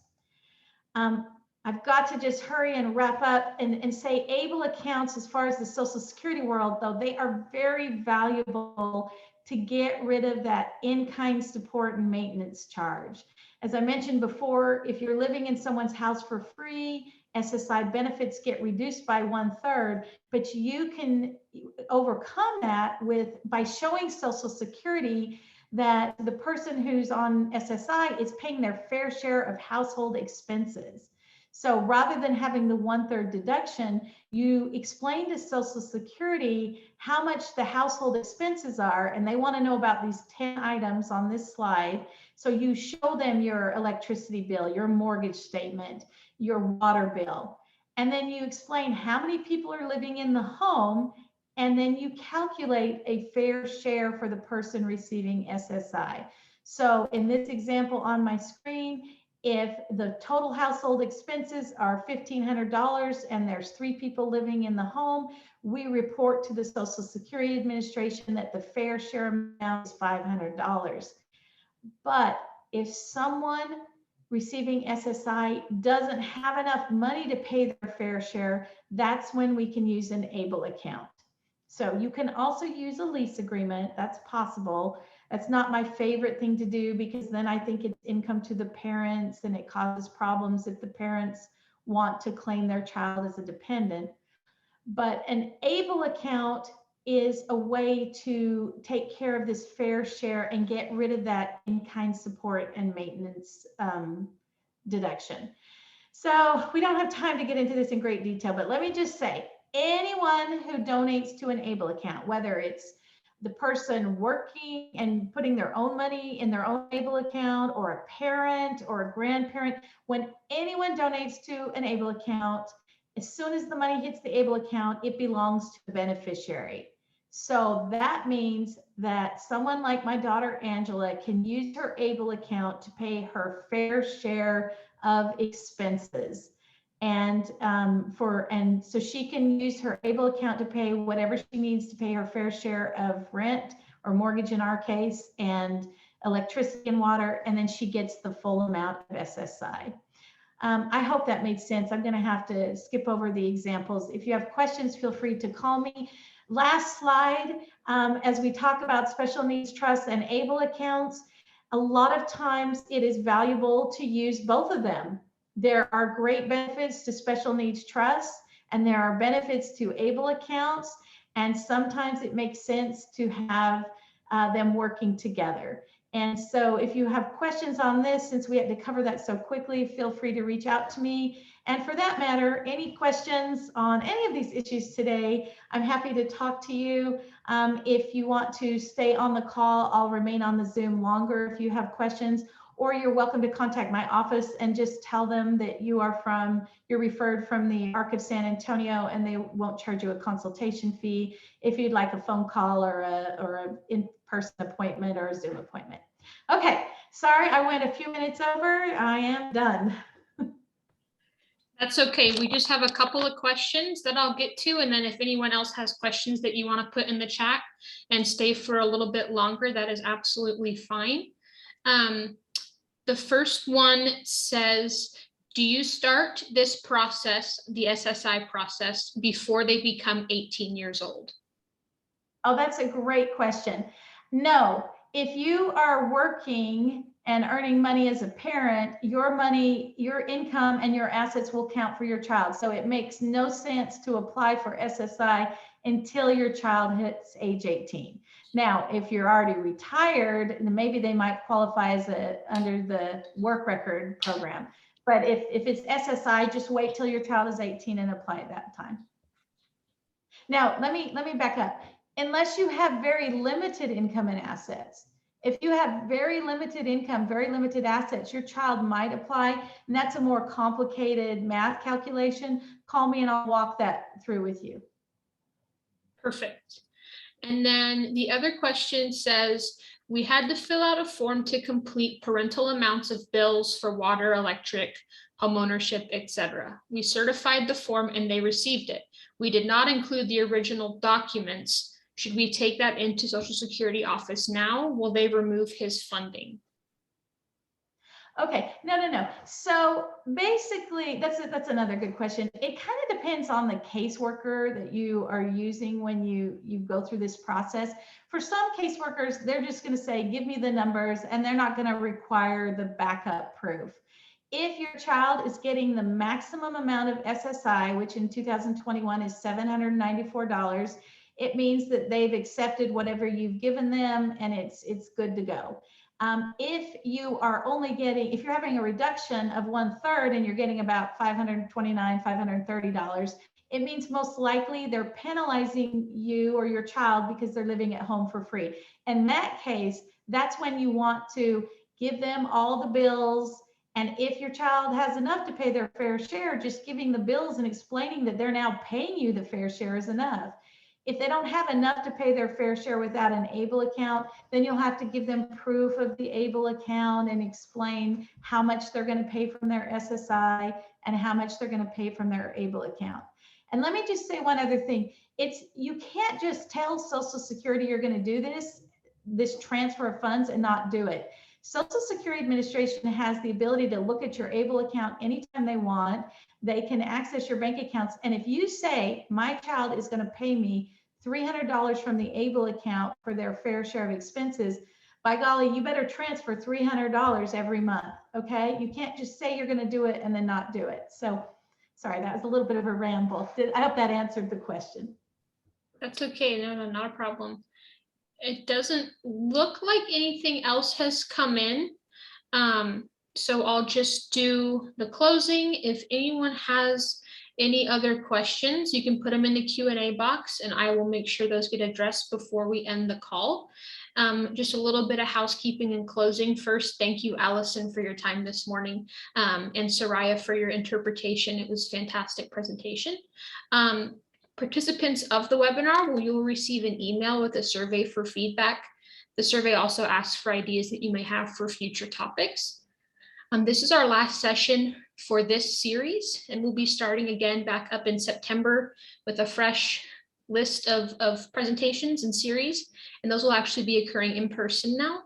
So we will be going back to in person. We'll be holding those at our West Avenue location come September. This recording will be made available in the coming days, so keep an eye on our YouTube channel and our website, and we'll also post future announcements for sessions on our Facebook page. If you have questions for Ms. Packard, her contact info was in that PowerPoint, and I will make sure that we have that PowerPoint also to be posted. And then also, if you have any questions or want to speak to a case manager, you can contact the ARC at 210-490-4300. Just ask to speak to myself or the case manager of the day, and we can connect you to the resources that you're looking for. All right, let's see. I think we had one more question come in. Okay, it says our daughter just turned 16. When should we make a consultation appointment to get everything ready?